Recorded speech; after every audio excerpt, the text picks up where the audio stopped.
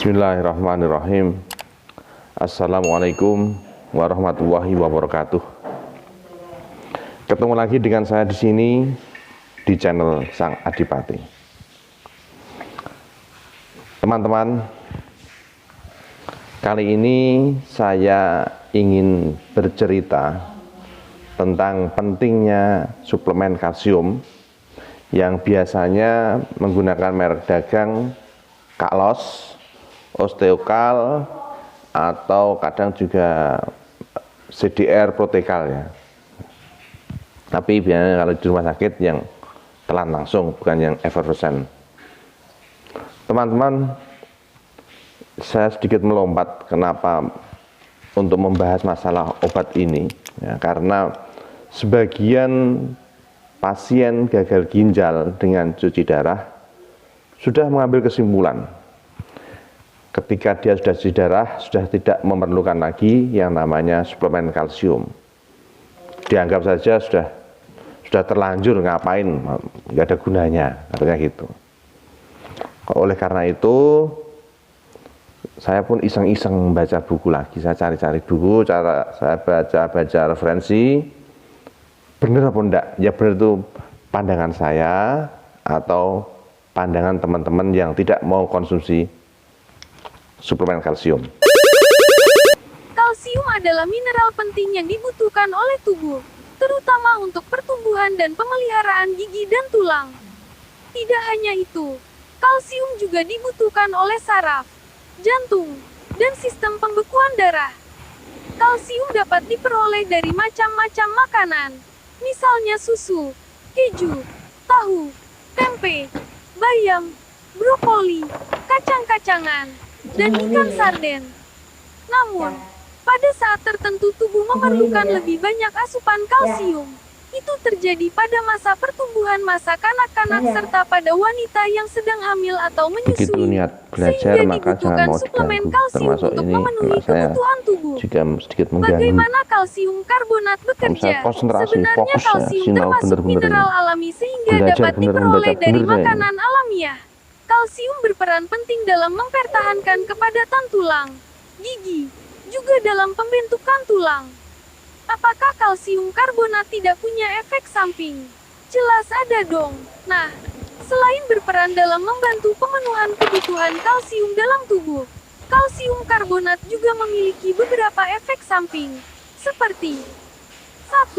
Meski jarang, tapi bisa memunculnya reaksi alergi, seperti bintik-bintik merah pada kulit, bentol-bentol, kulit kemerahan, bengkak, kulit terkelupas, bersin-bersin, rasa sesak pada dada atau tenggorokan, kesulitan bernapas, menelan, atau berbicara, serta bengkak pada mulut, wajah, bibir, lidah, atau tenggorokan. 2. Jika kadar kalsium terlalu tinggi, maka bisa memunculkan gejala, seperti rasa lemah, kebingungan, rasa lelah, sakit kepala, sakit perut atau muntah-muntah, konstipasi, serta nyeri pada tulang. Dan yang ketiga, perubahan mood. Sedangkan penggunaan kalsium karbonat sebaiknya memperhatikan 1. Penggunaan kalsium karbonat sesuai dengan yang tertera pada label obat atau sesuai dengan yang diresepkan oleh dokter atau disarankan apoteker. Jangan menggunakan kalsium karbonat dengan dosis lebih besar atau terlalu kecil dari yang direkomendasikan oleh dokter atau apoteker. 2. Konsultasikan dahulu dengan dokter atau apoteker sebelum ibu hamil dan menyusui mengkonsumsi kalsium karbonat. 3. Simpan kalsium karbonat pada suhu ruangan serta jauhkan dari tempat panas dan lembab dan jangan bekukan larutan kalsium karbonat. Apakah kalsium karbonat bisa dikonsumsi sendiri?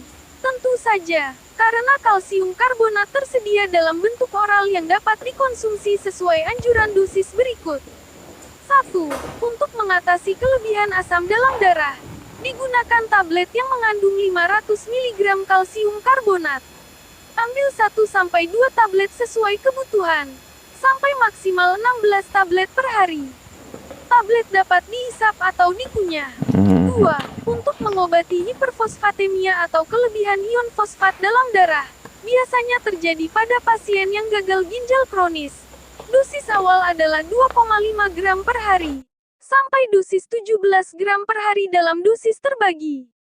Interaksi. Perhatikan penggunaan kalsium karbonat bersamaan dengan jenis obat lain karena bisa menimbulkan beberapa interaksi seperti 1.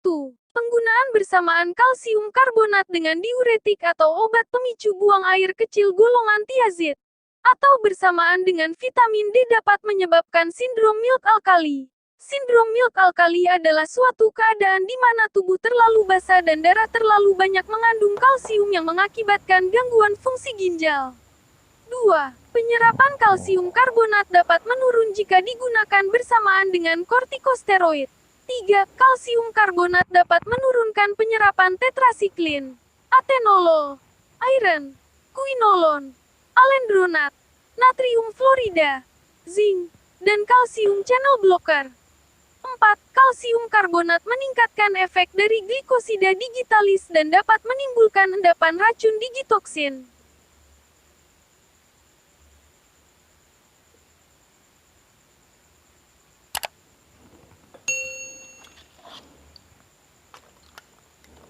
Oh, iya. Ternyata mungkin teman-teman banyak yang tidak mau bersedia mengkonsumsi suplemen kalsium ini karena dari berbagai buku yang dicetak tebal, cetak paling atas itu adalah tentang fungsi suplemen kalsium ini, CaCO3, kalsium karbonat, itu adalah untuk mengendalikan asam lambung yang berlebihan. Dengan gejala atau manifestasi gejalanya GLGN atau heartburn, apa itu ya, GLGN panas, sendawa panas itu. Oh, berarti itu kalau mereka tidak merasa terganggu maka tidak mau seperti itu. Dia mengabaikan bahwa ternyata sebenarnya osteokal atau kalsium karbonat generiknya itu mempunyai fungsi untuk mencegah kerapuan dan patah tulang ya, atau osteoporosis, osteomalacia itu katanya. Itu terus. Jadi perlu ditekankan lagi bahwa ketika orang cuci darah ataupun baru terindikasi gagal ginjal, maka tetap harus mengkonsumsi suplemen kalsium ya, untuk mencegah dari efek yang lebih parah dengan keberadaan tulang atau gangguan gigi. Pantesan ya, sering pasien-pasien gagal ginjal sejarah itu tulangnya rapuh, badannya bungkuk, giginya cepat rusak ya. Terus kalau perlu masuk saking berlebihannya sampai menimbulkan osteoporosis itu. Beberapa kali saya menemukan teman-teman pasien cuci darah yang menderita osteoporosis. Terus kemudian yang saya garis bawahi lagi bahwa meskipun tadi nggak banyak dikupas, tapi yang saya rasakan sendiri, ya saya rasakan sendiri dan kelihatannya juga relevan dengan realita bahwa kalsium karbonat itu mempunyai peran untuk menjaga stabilitas hemoglobin. Jadi bukan semata-mata karena adanya eritropoietin itu yang diinjeksikan ke tubuh bisa setiap kali habis HD atau bisa seminggu sekali atau kondisional ya, tapi kalsium juga punya peranan penting untuk mengendalikan, menjaga kualitas hemoglobin pasien gagal ginjal. Terus apalagi ini? Dan sekarang yang selebih-lebihnya kayak perut kembung, sakit badan ngilu semua, itu kan juga sama ya.